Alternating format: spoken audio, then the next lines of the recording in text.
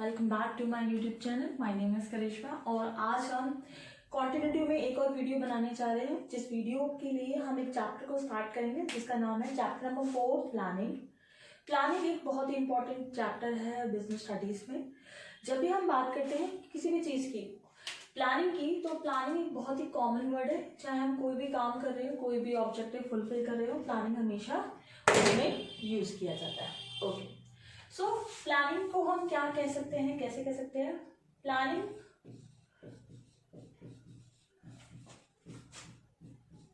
Planning हमें basically क्या देता है? एक ऑब्जेक्टिव देता है। क्लियर?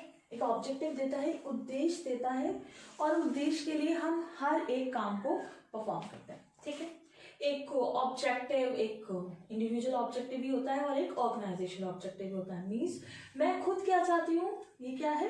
एक इंडिविजुअल ऑब्जेक्टिव है। मैं जिस भी संस्था में काम करती हूँ वहाँ उस संस्था के लोग मुझसे क्या चाहते हैं, वो क्या है? एक ऑर्गेनाइजेशनल ऑब्जेक्टिव। चलिए ठीक है, एक इंडिविजुअल ऑब्जेक्टिव और ऑर्गेनाइजेशनल ऑब्जेक्टिव को एक अच्छे से समझते हैं। सपोज करिए कोई भी एक एम्प्लॉय है एक्स, वो अपनी स्किल्स को इम्प्रूव करना चाहता है ऑब्वियसली। ठीक है, वो अपनी स्किल्स को क्या करना चाहता है? इम्प्रूव करना चाहता है। कोई भी ऑब्जेक्टिव है एक्स, वो क्या चाहता है? अपने स्किल्स को बेहतर बनाना चाहता है। ठीक है, बेहतर बनाने के लिए ऑब्वियसली उसको अपनी प्रोडक्टिविटी इंक्रीज करनी होगी। क्लियर? उसको अपनी क्या करनी होगी? प्रोडक्टिविटी इंक्रीज करनी होगी। तो ये क्या है? एक उसका इंडिविजुअल ऑब्जेक्टिव है। ओके, इसी तरीके से हम आगे बात करेंगे कि ऑर्गेनाइजेशनल ऑब्जेक्टिव क्या होता है। सपोज करिए एक्स किसी भी कंपनी में काम करता है जिसका नाम है ABCD लिमिटेड। ओके, एक्स किसी भी कंपनी में काम करता है ABC लिमिटेड, और उसका ऑब्जेक्टिव है कि वो 500 ठीक है product in a day produce करे। ओके, कि उसका ऑब्जेक्टिव है कि वो 500 product in a day produce करे। सो ये क्या हुआ? एक इंडिविजुअल ऑब्जेक्टिव हुआ। एक व्यक्ति अपने हम अपने एक छोटे छोटे लक्ष्य तैयार करते हैं। इंडिविजुअली हमको एक लक्ष्य तैयार करते हैं, that is individual objective. Whereas हमारी संस्था, जिस भी संस्था में हम काम करते हैं, जिस भी ऑर्गेनाइजेशन में हम काम करते हैं, उस ऑर्गेनाइजेशन हमसे क्या एक्सपेक्ट करती है, उसको हम क्या कहते हैं? ऑर्गेनाइजेशनल ऑब्जेक्टिव बोलते हैं। ओके, चलिए आगे हम बात करते हैं। जैसे मैंने आपको बताया कि प्लानिंग हमें क्या देती है? ऑब्जेक्टिव देती है, और उसके साथ साथ प्लानिंग का मतलब क्या होता है, क्या उसको हम कैसे एक्सप्लेन कर सकते हैं? So planning means setting objective. Okay, एक ऑब्जेक्टिव को क्या करना? सेट करना। प्लानिंग का बेसिकली मतलब क्या होता है? एक ऑब्जेक्टिव को पाना, और उसके साथ साथ ठीक है एक ऑब्जेक्टिव को पाना for a given period of a time. एक ऑब्जेक्टिव सिर्फ एक हमेशा के लिए नहीं हो सकता, एक for a given period of time. ठीक है, एक गिवन पीरियड ऑफ टाइम के लिए होता है, that is known as planning. Planning एक गिवन पीरियड ऑफ टाइम के लिए होता है। उस ऑब्जेक्टिव को पाने के लिए हमें फॉर्मुलेट करने पड़ते हैं, मीन्स बहुत सारे ऑल्टरनेटिव फॉर्मुलेट करने पड़ते हैं कोर्स ऑफ एक्शन की क्या क्या करना है। ठीक है, और हम हमेशा बेस्ट कोर्स ऑफ एक्शन को क्या करते हैं? सिलेक्ट करते हैं। ओके, उसके फिर हम हमेशा बेस्ट कोर्स ऑफ एक्शन को क्या करते हैं?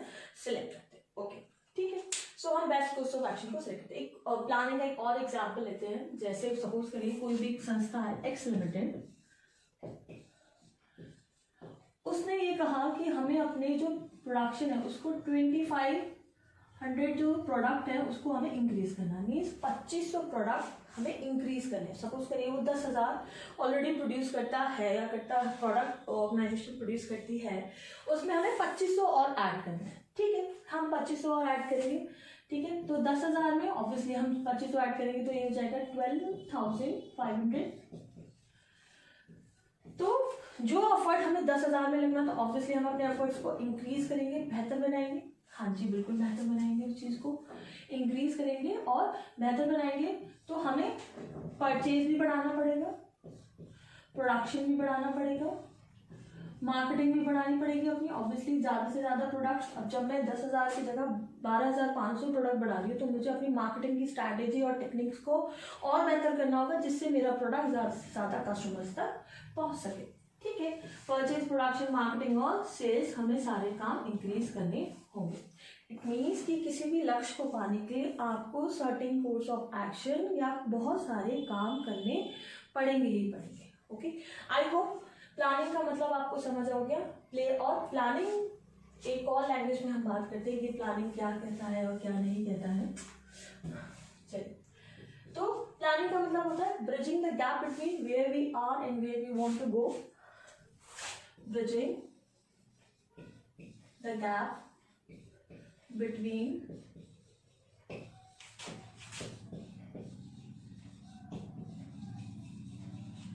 where we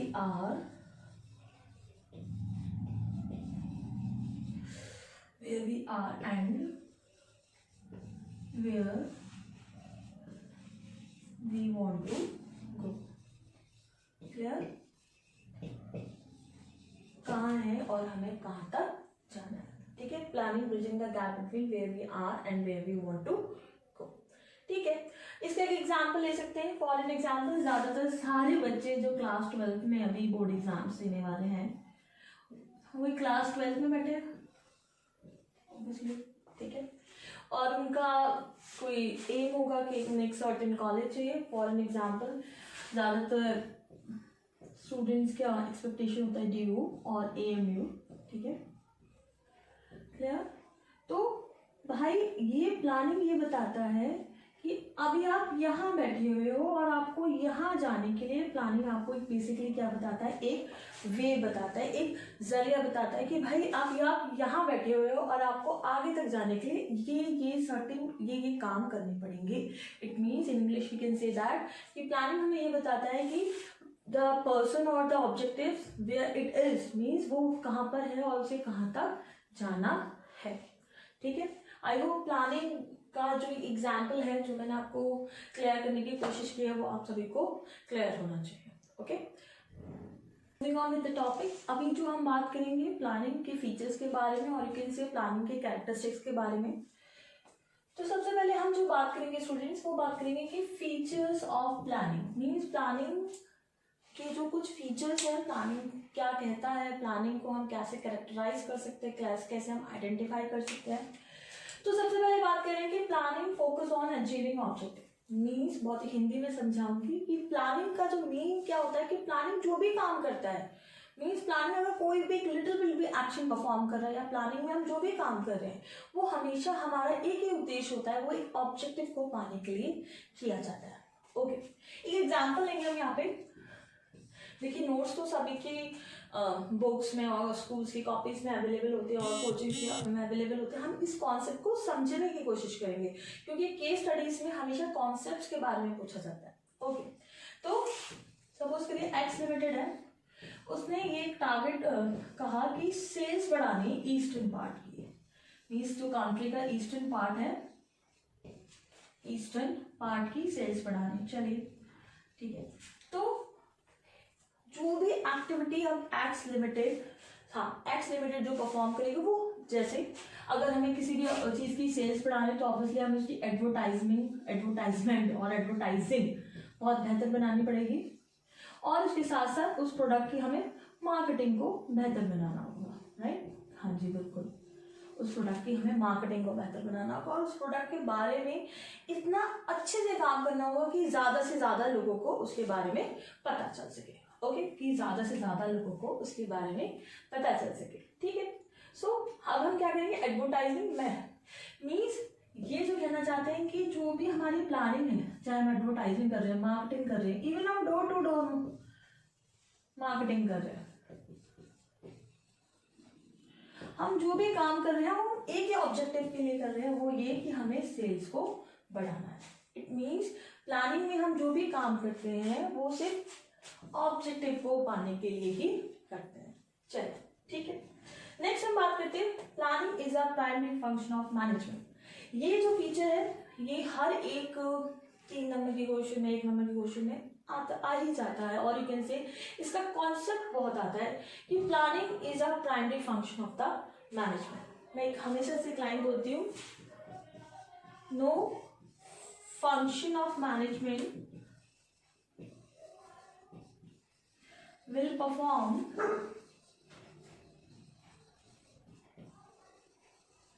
will performed without planning। ठीक है,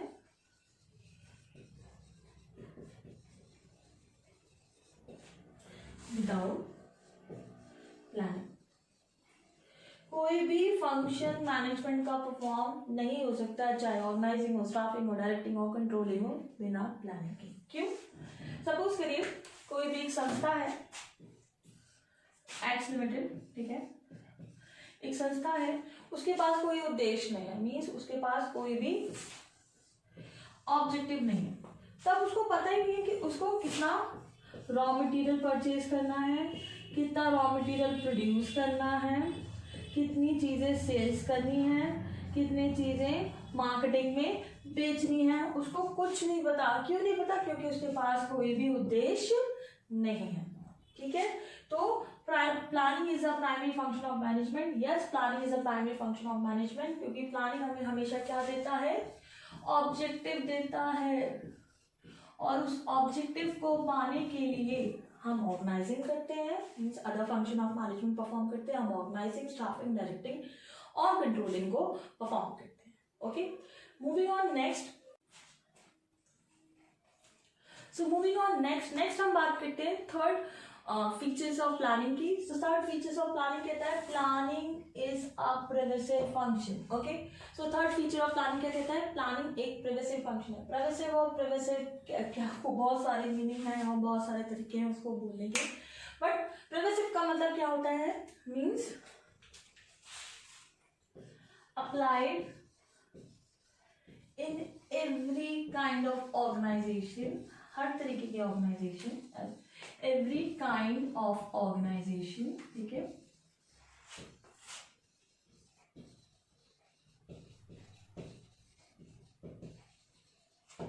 वेदर प्रॉफिट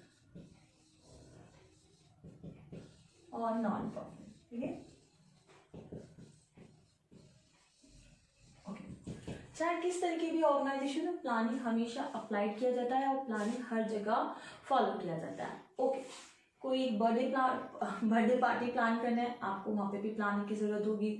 एक आपको सोशल कोई इवेंट प्लान करना है, आपको सोशल फूड डिस्ट्रीब्यूट करना है, कोई भी प्लान करना है, आपको वहाँ पे भी प्लानिंग की रिक्वायरमेंट होगी। आपको कोई सेल्स टारगेट तैयार करना है, आपको वहाँ प्लानिंग की रिक्वायरमेंट होगी। उसके साथ साथ आप कोई भी एक स्टूडेंट को प्लानिंग की रिक्वायरमेंट होती है। ओके, अगर एक स्टूडेंट को एक पर्टिकुलर गोल और पर्टिकुलर परसेंटेज और पर्टिकुलर क्राइटेरिया टच करना है तो उसको भी प्लानिंग की रिक्वायरमेंट होगी।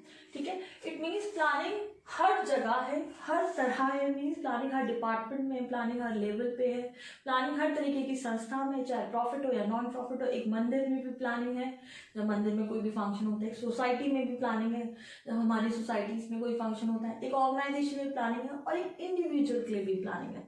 इट मीन्स प्लानिंग क्या है? बिल्कुल हर जगह ही प्लानिंग है। ओके, नेक्स्ट हम बात करेंगे planning is a continuous process. Okay, means planning ये कहना चाहते हैं कि प्लानिंग हमेशा चलता ही रहता है। हाँ जी, बिल्कुल प्लानिंग हमेशा चलता रहता है।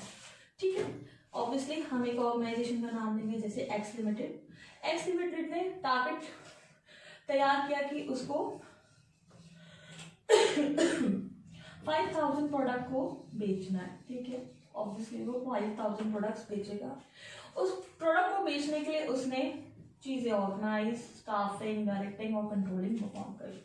ठीक है, जैसे ही हम कोई चीज पा लेते हैं या एक पर्टिकुलर टारगेट को हम अचीव कर लेते हैं, ऑटोमेटिकली हमारा दूसरा टारगेट जनरेट हो जाता है। तो उस चीज के लिए भी हम प्लानिंग करते हैं। अब जो ऑर्गेनाइजेशन है वो क्या चाहेगी? 10,000 प्रोडक्ट चाहेगी, उसके लिए भी हमें प्लानिंग करना है। फिर वो 15,000 प्रोडक्ट्स चाहेगी, उस चीज के लिए भी हमें प्लानिंग को परफॉर्म करते रहना है। इसका मतलब है कि प्लानिंग एक कॉन्टिन्यूअस प्रोसेस है। अब रही बात, अभी हम बात करेंगे।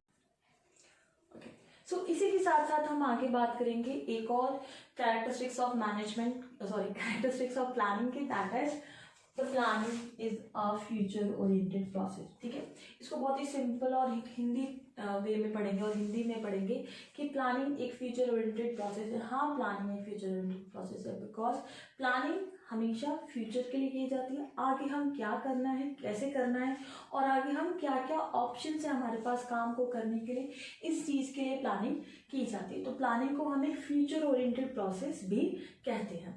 ओके, आई होप कि मीनिंग ऑफ प्लानिंग और उसके साथ साथ कैरेक्टरिस्टिक ऑफ प्लानिंग आप सभी को क्लियर होगा। अगर आपको कोई भी प्रॉब्लम हो आप मेरे को कमेंट सेक्शन में कमेंट कर सकते हैं। Thank you so much.